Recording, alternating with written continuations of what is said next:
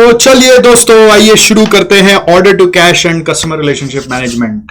Before I delve into this, आपको थोड़ा सा एक्सप्रेस करना है अपने आप को।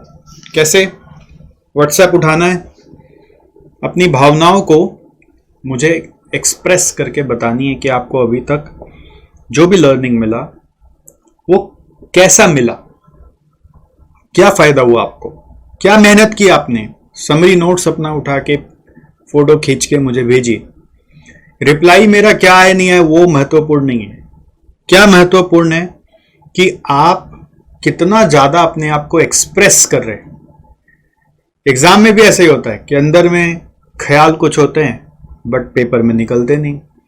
जिंदगी में भी ऐसा होगा ना, अगर कि दिल में कुछ और है और जुआ पे बोल नहीं पाए तो दूल्हा कोई और बन के चला गया, है कि नहीं। फिर आप बोलोगे उसने धोखा दे दिया, लेकिन तुमने भी तो कदम नहीं उठाया, तुमने भी तो बोलने का प्रयास नहीं किया। ठीक है, तो एक सिंपल सा रूल है, अपने आप को एक्सप्रेस करते रहना है। एसजेसी एक ऐसा विंडो है जो आपके हर भावनाओं का कदर करता है। ठीक है, आपको एटलीस्ट एक जगह देता है जहां पे आप एक्सप्रेस तो कर सको। और मैं तो आपके लिए हमेशा हूं, तो टेंशन का कोई बात ही नहीं है। What you have to do is only उठाओ your WhatsApp, type your message and expressions and send it to me with all your notes whatever you have prepared. This way I will also understand how much you are loving to study. Okay, exam का questions का आपका expectation हो सकता है, तो हम करेंगे chapter के एंड में। सर हर यूनिट के बाद करते तो कर सकते थे, बट मुझे लगता है कि फिर क्या होगा ना, यूनिट कंप्लीशन डिलेड होता चला जाएगा, लंबा हो जाएगा यूनिट, तो आपको लगेगा यार ये यूनिट तो बहुत बड़ा है। तो मेरा ये सोच है कि चैप्टर के एंड में सारे क्वेश्चंस कर लें। अगर प्रैक्टिकल आएगा तो संग संग करेंगे, थ्योरी आएगा तो लास्ट में करेंगे। इससे क्या होगा, लास्ट में फिर थ्योरी रिवाइज हो जाएगा, वापस से एक बार और थ्योरी का रिवीजन हो जाएगा। ठीक है, तो मैं क्या चाहता हूं, एक बार समझ लो, फिर आप अपना समरी नोट्स बना लो, फिर वो समरी नोट्स को आप और एक दो बार तब तक पढ़ लेना, और उसके बाद जब लास्ट में क्वेश्चंस करेंगे तो आपको समझ आएगा कि क्वेश्चंस किस प्रकार के आ रहे हैं। राइट, ऐसे एक एक यूनिट पे जा जाके क्वेश्चन करने में उतना मजा नहीं आता मेरे को, प्रैक्टिकल हो तो बात अलग है। चलो आओ, सबसे पहले अभी पढ़ रहे ऑर्डर टू कैश, O2C बोलते हैं।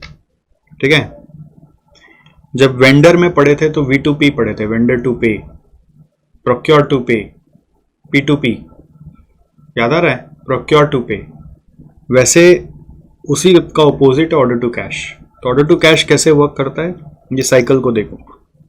कस्टमर ने ऑर्डर दिया, आपने उसको कितना क्रेडिट देना है उसको इवेल्युएट किया, फिर ऑर्डर फुलफिलमेंट किया, मतलब ऑर्डर डिस्पैच किया, उसको बिलिंग किया और उससे पेमेंट ले लिया और कैश आ गया।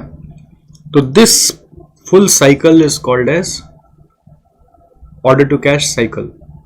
इस साइकिल का क्या नाम है, ऑर्डर टू कैश साइकिल। ठीक है, so what is order to cash, इसका डेफिनेशन यहां पे दिया हुआ है। The O2C is an end to end business process. End to end मतलब सब कुछ include, end to end word मतलब क्या होता है, सब कुछ इंक्लूड करके। That initiates with receiving and fulfilling customer orders for goods and और सर्विसेज।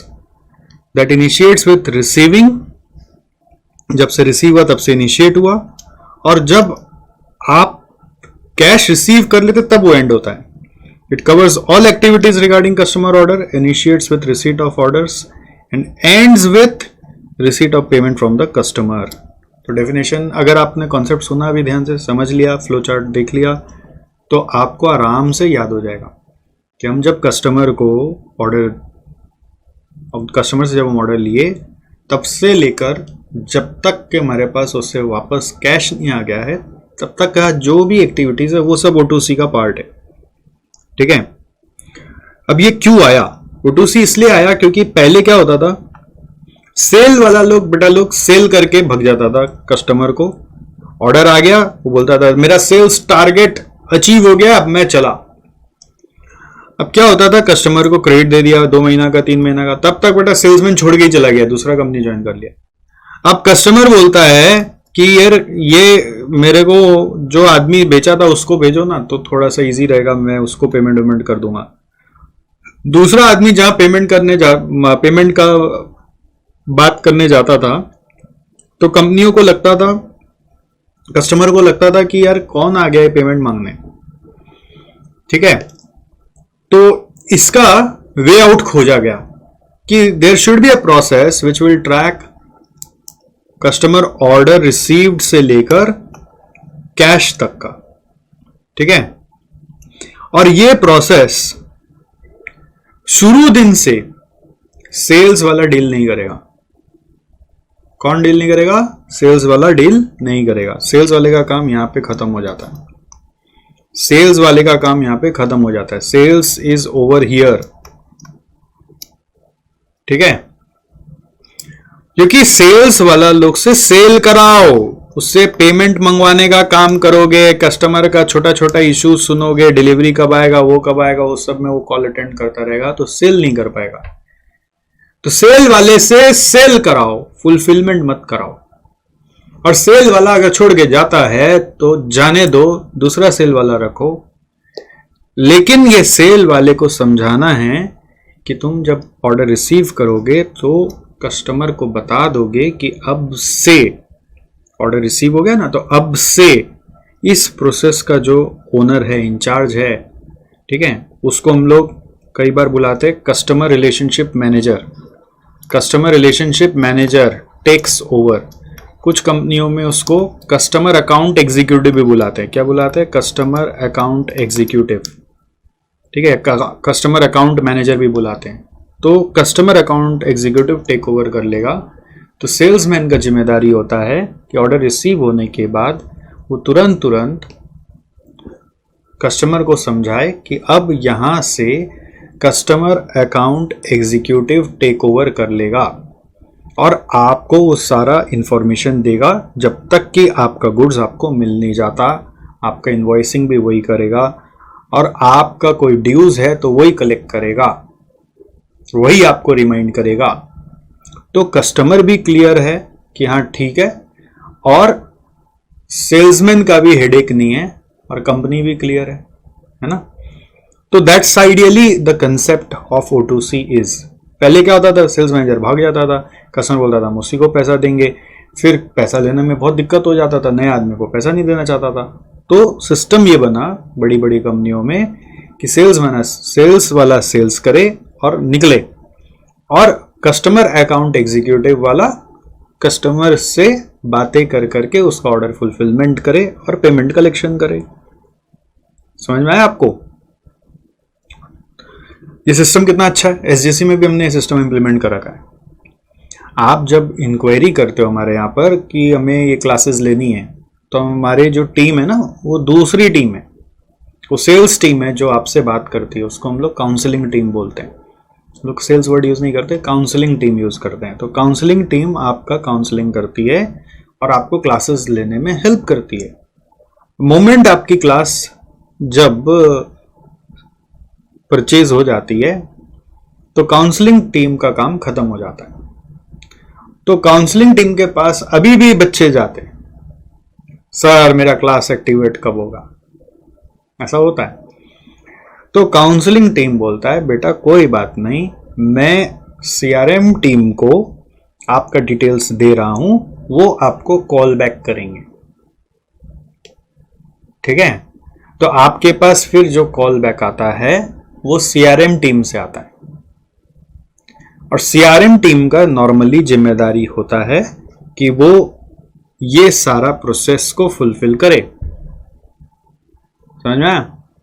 और ऐसे ही ये प्रोसेस जो है वो हमने इस किताब से सीखा, ऐसा नहीं है, ये हम लोगों ने पहले ही सीख लिया था, क्योंकि ये प्रचलन बड़ी बड़ी कंपनियों में बहुत समय से चल रहा है। तो मैं आपको और आगे बताऊंगा इसकी कहानी कैसे आगे हुआ ये सारा चीज।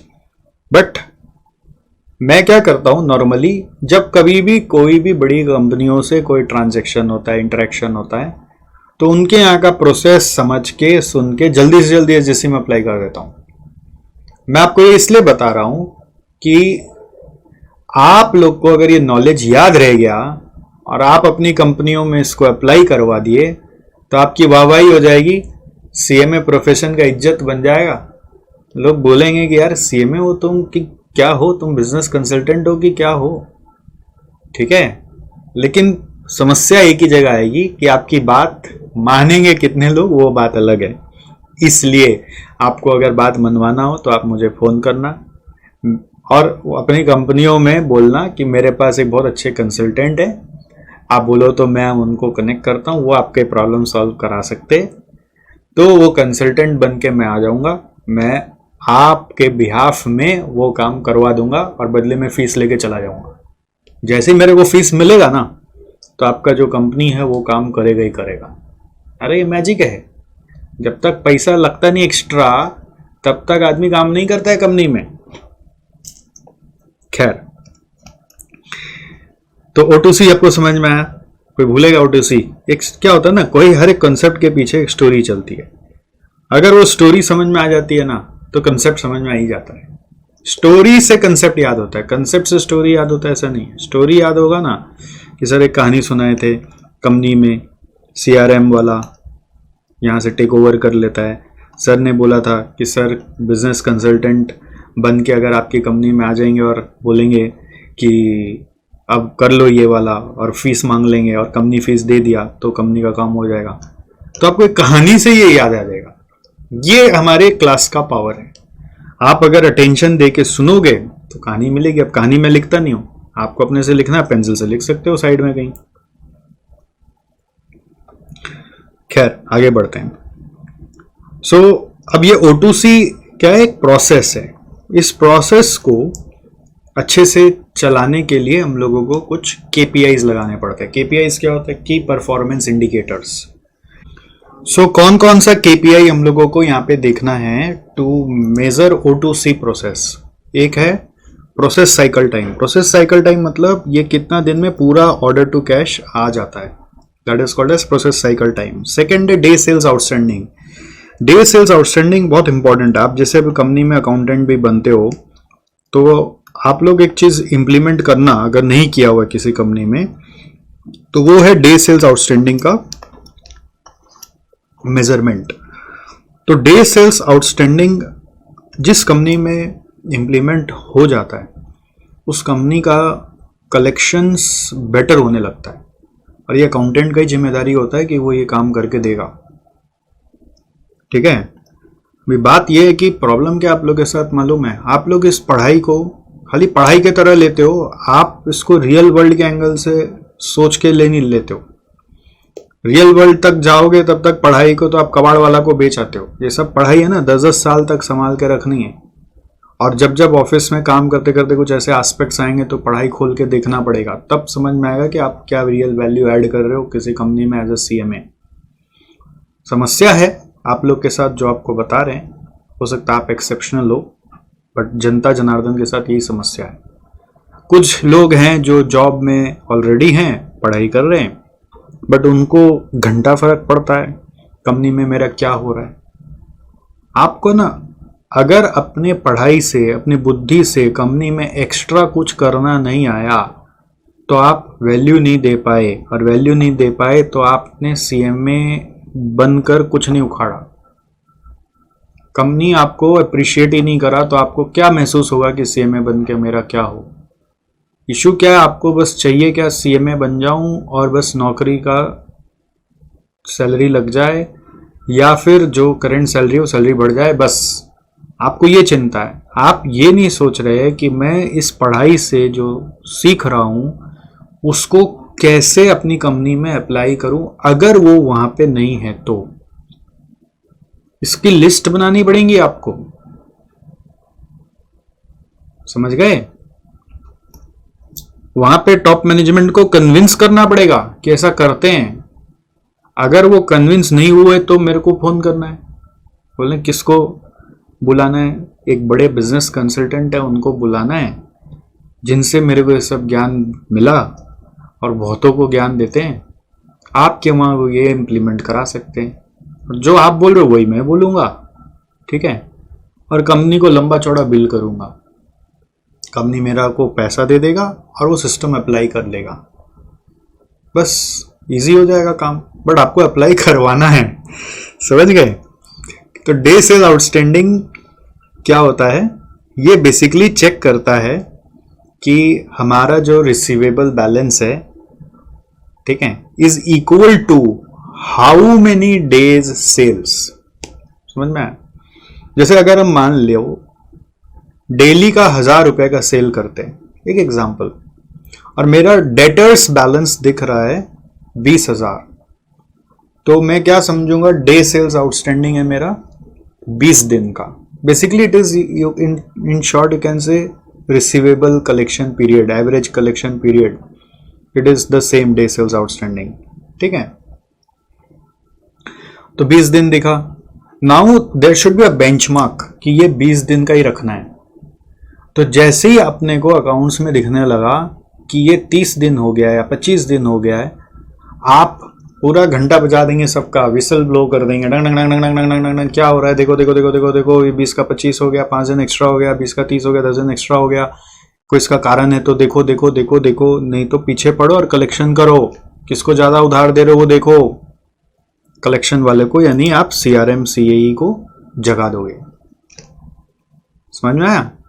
तो ये होता है डे सेल्स आउटस्टैंडिंग का मैजिक। और आजकल तो क्या होता है ना, बहुत सारी कंपनियों में अकाउंटिंग सिस्टम ही ऐसा बना हुआ है कि बिल पे, हर बिल पे कस्टमर का ये डे सेल आउटस्टैंडिंग प्रिंट होके जाता है। समझ में आया? कस्टमर का बिल पे प्रिंट हो के चला जाता है। कभी आपका कंपनी का कोई कस्टमर को बिलिंग जाता हो तो उसको खोज के ठीक से पढ़िए। बोले कस्टमर को क्यों बताना है? कस्टमर को इसलिए बताना है कि उसको भी नॉलेज में आए कि भाई साहब आपका जो ड्यू है वो इतना बड़ा होते जा रहा है हमारे साथ, ठीक है?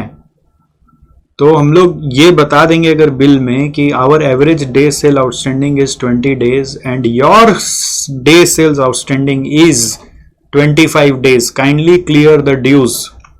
खाली बिल में छाप देना है और क्या होगा ना, अकाउंटेंट पगला हो जाएगा सामने वाले का, आपका नहीं, कस्टमर का अकाउंटेंट, और वो पेमेंट करने लग जाएगा। बोला अरे तो लिख के आ गया, लिख के आ गया, लिख के आ गया।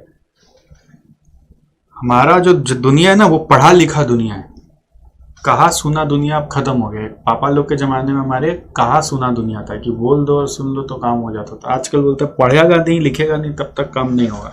इसलिए जो बिल में लिखा होगा वो ज्यादा पहले माना जाएगा। आदमी फोन करते रह जाएगा, वो मानेगा कि नहीं मानेगा उसका डाउट है। On time delivery performance. What is on time delivery performance? इसका मतलब है कि आपको यहाँ पे चेक करना है कि हम लोग फुलफिलमेंट भी ऑन टाइम कर रहे हैं कि नहीं कर रहे हैं। ऑन टाइम मतलब जैसा अपने कस्टमर को बोला उतना दिन में ही अपने कर रहे हैं कि नहीं कर रहे हैं, राइट? तो ये 3 मेजरमेंट यदि आप लगा देते हो तो आपको पता चलने लगेगा कि O2C प्रोसेस सही चल रहा है कि नहीं। ये 3 इंपॉर्टेंट KPIs है, ठीक है? 3 इंपॉर्टेंट KPIs। हाउएवर इसके अलावा और भी KPIs हो सकते हैं। वो है order accuracy, shipment accuracy, on time shipping, reduction of receivables, collection management cost, ठीक है?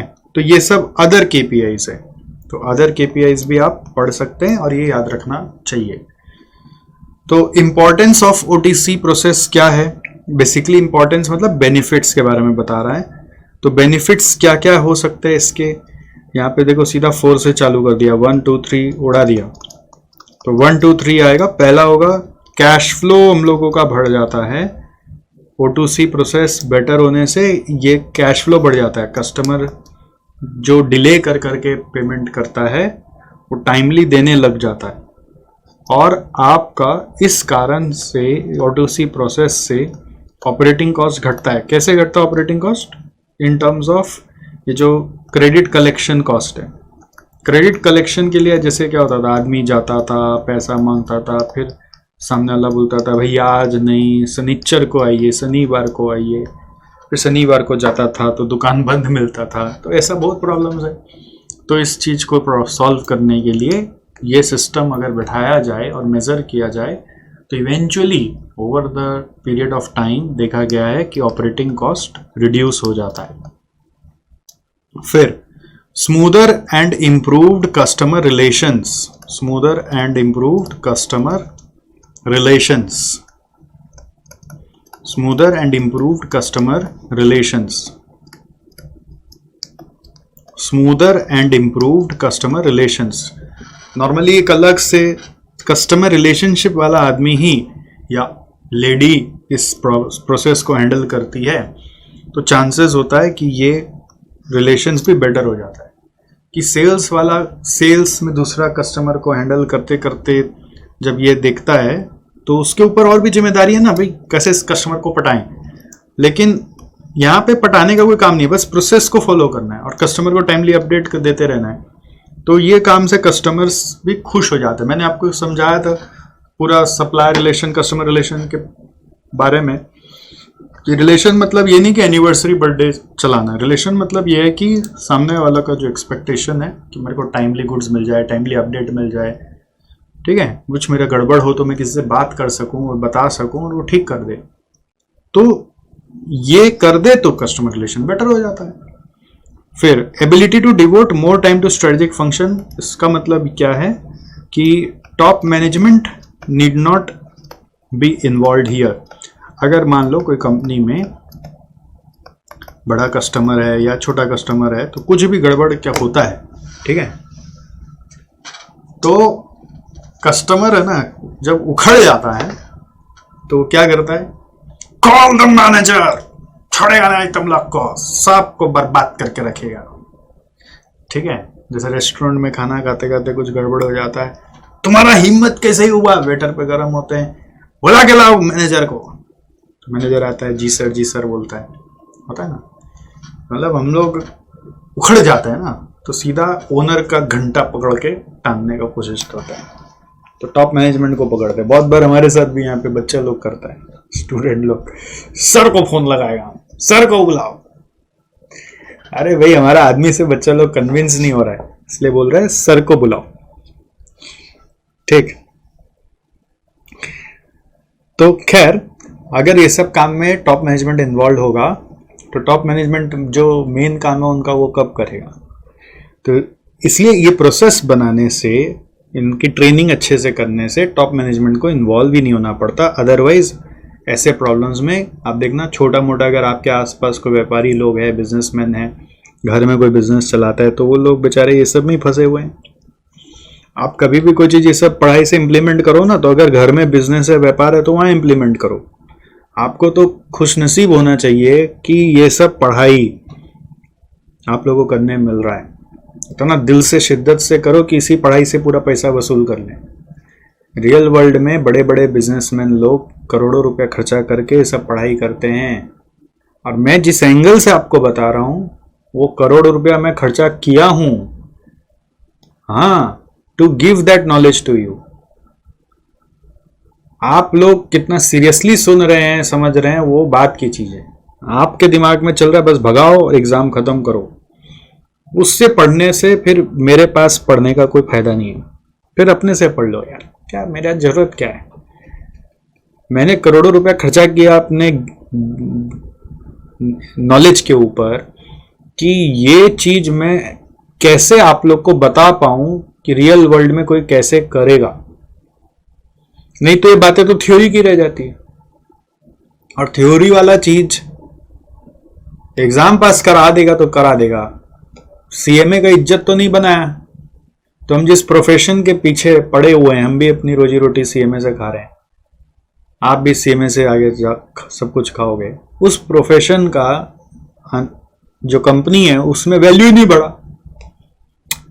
है ना। तो कंपनी आपका इज्जत ही नहीं किया, आप कंपनी सीएमए का इज्जत नहीं किया, तो अल्टीमेटली फिर मेरा भी तो गोल अचीव नहीं होना है ना। तो मैं ये चाहता हूं दिल से कि मेरे जो बच्चे हैं कम से कम वो ऐसे तैयार हो, मजबूत हो, ऐसे ऐसे ज्ञान, ऐसे ऐसी बातें अपने दिमाग में लेके जाए कि जब वो बताने लगे ना तो लोग सोचने लगे भाई तेरे को इतना आता कैसे है, तेरे को इतना आता कैसे है, ये बता।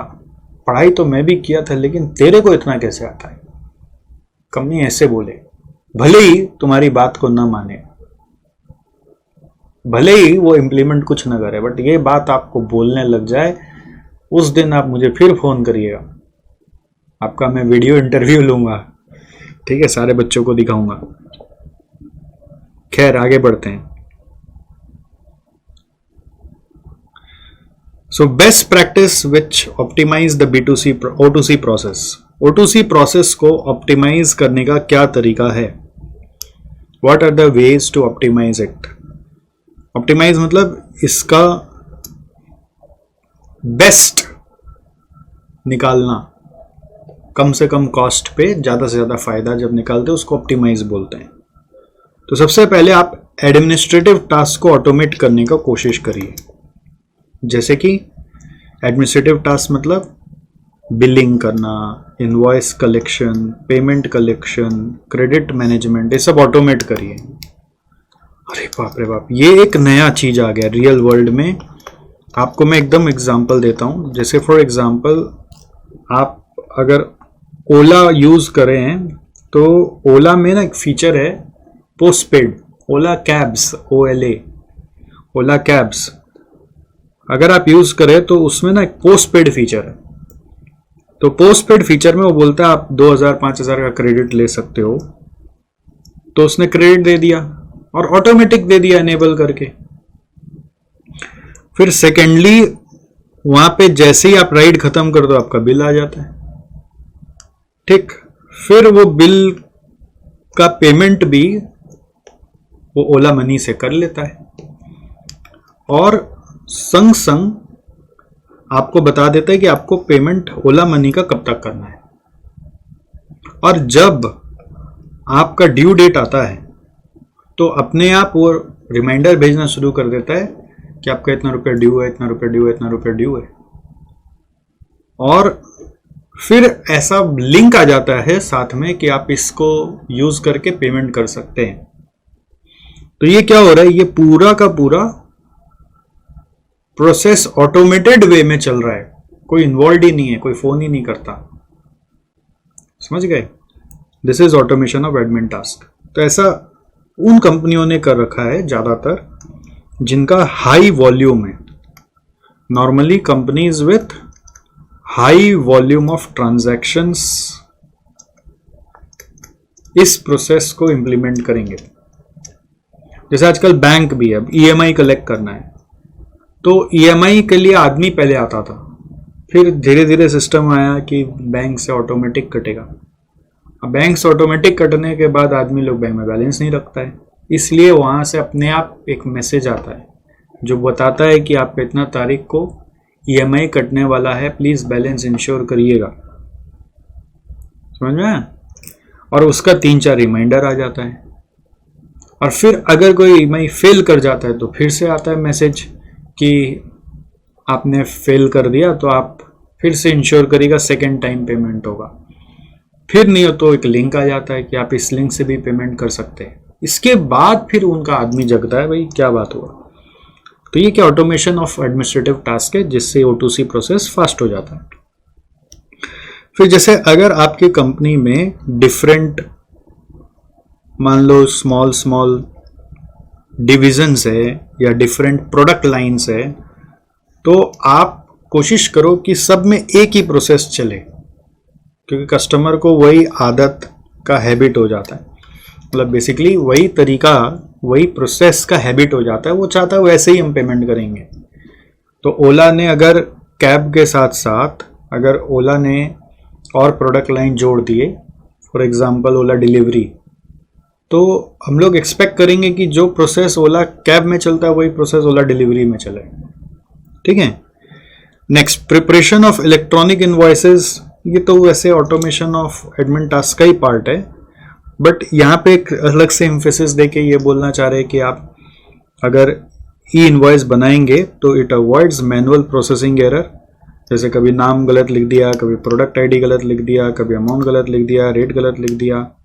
तो आप कोशिश करिए कि ये इलेक्ट्रॉनिक हो। और हम लोग तो आजकल ऐसा समझने लग गए हैं कि अगर कोई इलेक्ट्रॉनिक इनवॉइस नहीं देता मतलब कैसा कंपनी है, मतलब इलेक्ट्रॉनिक इनवॉइस नहीं देता, मतलब अभी भी किस लेवल से चल रहा है कंपनी, ऐसा अपने सोचते हैं। Next, revaluation of credit policies. ये क्या है कि यहां पर हम लोग देख रहे हैं कि किस तरह से हम लोग अपना अकाउंट्स रिसीवेबल जो चल रहा है और बैड डेट है उसको कम करें। ठीक है, अगर ऐसा हम लोग कर पाते हैं through the help of O2C process, तो हम लोगों का साइकिल टाइम ऑप्टिमाइज होगा, तो कम वर्किंग कैपिटल में भी काम कर पाएंगे।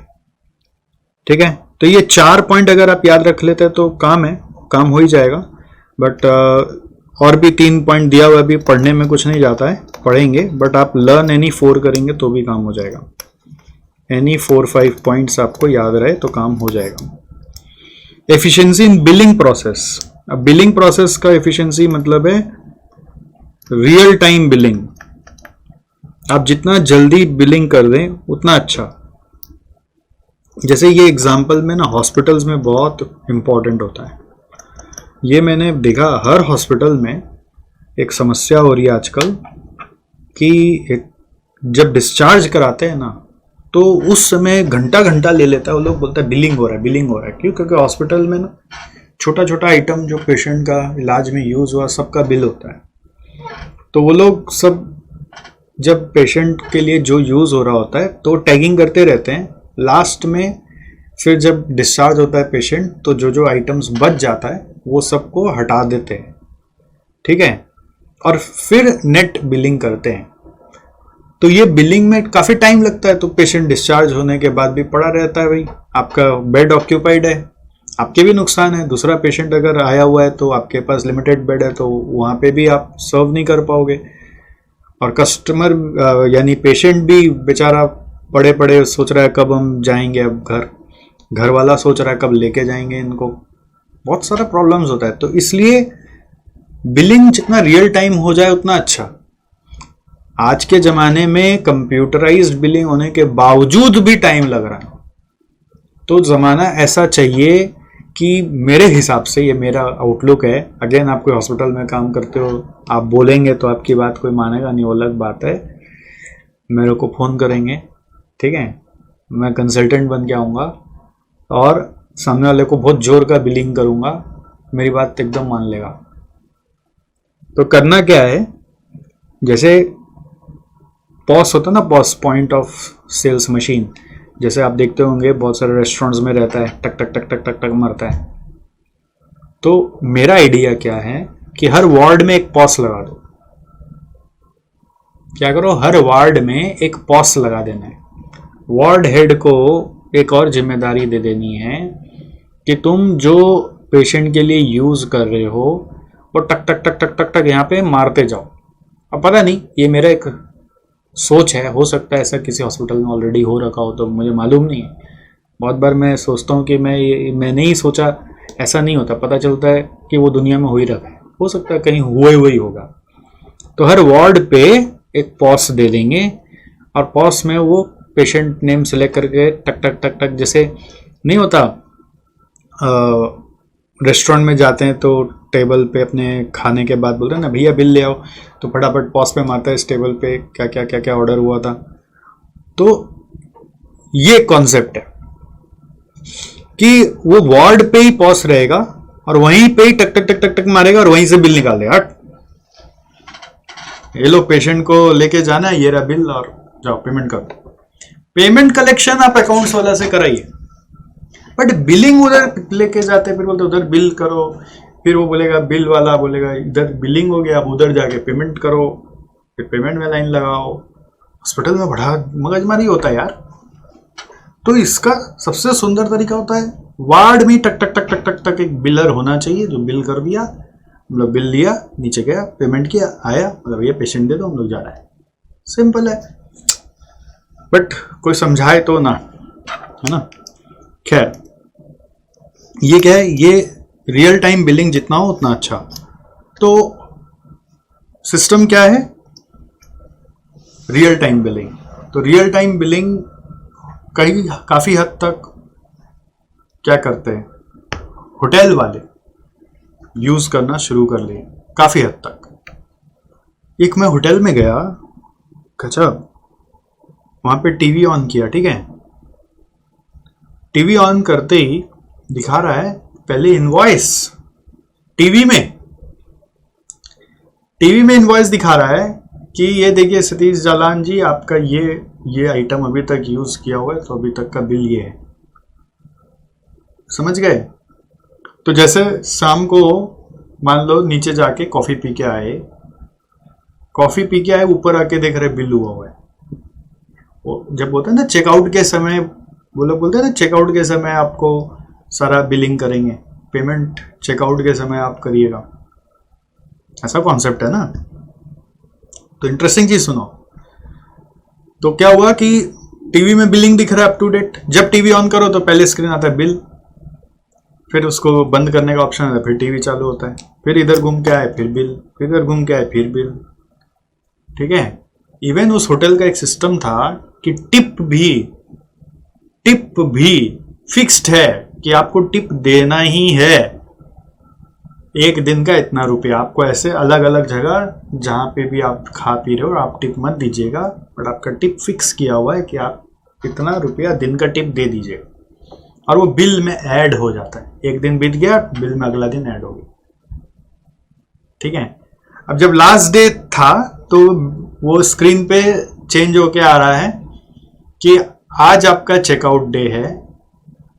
चेकआउट के समय बहुत सारी लाइन होती है वहां पर, वो क्यू को अवॉइड करने के लिए आप यहीं पे क्यूआर कोड स्कैन करें और ऑनलाइन पेमेंट कर दें और रूम को खाली छोड़ के निकल जाए। मजा आ गया, दिल से निकला सुभान अल्लाह, क्या बनाया रे भाई, मजा आ गया। समझ में आया? तो क्या चीज हुआ उसमें, समझ में आया मैं क्या बोल रहा हूं? कि वहीं पे टीवी में क्यूआर कोड आया, हमने स्कैन मारा, पेमेंट हो गया, रूम खुला ही छोड़कर चेकआउट मार दिए। नीचे जाके रिसेप्शन में खड़े होकर भैया बिल दे दो, सब झमेला ही खत्म, सीधा रूम छोड़ा और निकल गया। ये होता है O2C प्रोसेस में एफिशिएंसी, समझ गए? अब हॉस्पिटल में ये प्रॉब्लमेटिक चीज है, क्यों? क्योंकि हॉस्पिटल में पेशेंट बिल नहीं करेगा, मतलब पेशेंट पे नहीं करेगा, बट अगर पेशेंट के पास एक से कोई स्क्रीन आ जाता और वहां पे वो पेमेंट कर दे, पेशेंट के रिलेटिव्स पे करते हैं नॉर्मली, इसलिए हॉस्पिटल में नहीं होता। समझ में मैं क्या बोल रहा हूं? दूसरा, हॉस्पिटल में एक और बॉटलनेक है, वो है इंश्योरेंस क्लेम का चक्कर है कि बिलिंग होगा तो इंश्योरेंस वाला अप्रूव करेगा, तो फिर उसके बाद पेमेंट होगा। तो दूसरा बॉटलनेक है, वो अलग बात है कि मैं उधर नहीं जा रहा हूँ, उसको कैसे सॉल्व करूंगा वो मेरे को रास्ता पता है, मैं अभी उतना सिखाऊंगा नहीं क्योंकि कोर्स में नहीं है, उसके लिए फोन कराना पड़ेगा आपको, ठीक है, उसका बिल पेमेंट होगा तब समझाऊंगा, बट वो रास्ता है। बट मैं ऐसा सोचता हूँ कि रेस्टोरेंट्स में तो ऐसा हो ही सकता है कि टेबल का नंबर्स रहता है, टेबल पे कोई कार्ड रखा रहेगा जहां से ऑर्डर करेंगे, ठीक है, और ऑर्डर करने के बाद वहां पर ही एक और कार्ड रखा रहेगा। ऑर्डर का तो आजकल आ ही गया, मेनू स्कैन करो, मेनू आजकल स्कैन करने वाला बहुत लोग यूज करने लगा कि क्यूआर कोड से स्कैन करो मेनू आ जाएगा। लेकिन मैं बोलता हूं बगल में एक और क्यूआर कोड रखो, वहां पे रखो कि अगर बिल जनरेट करके पे करना है तो आप इस क्यूआर कोड को स्कैन करिए। तो जैसे ही ऑर्डर मेनू देख लिया, मेनू का कोड आ गया, मेनू देखने के बाद हमने एक और कोड लिया और ऑर्डर किया, तो उसने टैगिंग कर ही दिया था वहां से टक टक टक टक टक करके मेरे टेबल पे। तो जब मेरे को बिल जनरेट करना है, मैंने फिर से स्कैन किया, आ गया बिल कि ये आपने खाया, वहीं पे पेमेंट मारा, उठ के चले गए। नहीं तो खाने के बाद बैठे रहो, बिल लेके आइए बिल, फिर वो आएगा, दीजिए बिल, क्या झमेला है। 15 मिनट तो खाने के बाद सब बैठे रहना पड़ता है। तो अगले का भी तो टर्न अराउंड टाइम में दूसरा कस्टमर जो बाहर वेट कर रहा है ना, वो फ्रस्ट्रेट हो रहा है, 15 मिनट ज़्यादा वेट कर रहा है कहीं ना कहीं एक टेबल के पीछे, इमेजिन करो। खैर, ये सब ज्ञान परम परम ज्ञान है। आगे बढ़ते हैं। ऑटोमेटेड अकाउंट्स रिसीवेबल, जो मैंने आपको बोला, ओला करता है ना, पैसा कलेक्ट कर लेता है बेटा। पेमेंट रिमाइंडर, कस्टमर रिस्पॉन्स को भी वो आजकल चैटबॉट से हैंडल कर लेता है, ऑनलाइन पेमेंट बटन दे देता है, और कोई डिस्प्यूट होने से भी वहाँ पर, जैसे आप देखिए ओला में कई बार होता है डिस्प्यूट कि दिखाया था 100 रुपया और बिल कर दिया 150 रुपया, तो आप वहीं पे डिस्प्यूट रेज कर सकते हैं। आपको कोई आदमी से बात करने का जरूरत नहीं होता, तो वो लोग उसको भी ऑटोमेटेड सॉल्व करने का प्रोसेस बना रखा है। जो ऑटोमेटेड सॉल्वेबल नहीं है उसको वो लोग भले ही बात करके डील करता है। Next, data management. Data management मतलब ये जितना O2C में डेटा आ रहा है, उस डेटा से भी कोई डेटा एनालिटिक्स करके कुछ इनसाइट्स निकाल सके अगर, तो वो इनसाइट से फ्यूचर के लिए कुछ अच्छा करना है, अलग करना है, डिसीजन मेकिंग कर सकते हैं। तो ये O2C प्रोसेस का सारा बेस्ट प्रैक्टिस बोलकर दिया हुआ है। क्या दिया हुआ है? बेस्ट प्रैक्टिसेस, ध्यान रहेगा। As such, O2C is complex process, but digital transformation of the workplace is going to bring about a sea change in the process. C मतलब बहुत बड़ा change. Configuration of system has become impossible in digitally transformed workplace, which enables sending of automatic alerts anytime exceptions occur. कभी भी कुछ भी गड़बड़ होने से आजकल ऑटो अलर्ट का कॉन्सेप्ट चला गया है। जैसे आप अमेजोन से ऑर्डर करिए, तो अमेजोन से ऑर्डर करने के बाद पूरा जो प्रोसेस है वो O2C का ही प्रोसेस है। तो कुछ भी गड़बड़ होता है तो मैसेज आते रहता है, व्हाट्सएप आते रहता है कि नहीं आता रहता है, वही चीज़ है। नेक्स्ट, अब हम लोग आगे बढ़ रहे हैं। O2C हम लोगों का खत्म हो गया, समरी नोट्स बाद में बनेगा। अभी O2C के बाद आगे चल रहे, नेक्स्ट पार्ट है इसमें CRM, कस्टमर रिलेशनशिप मैनेजमेंट।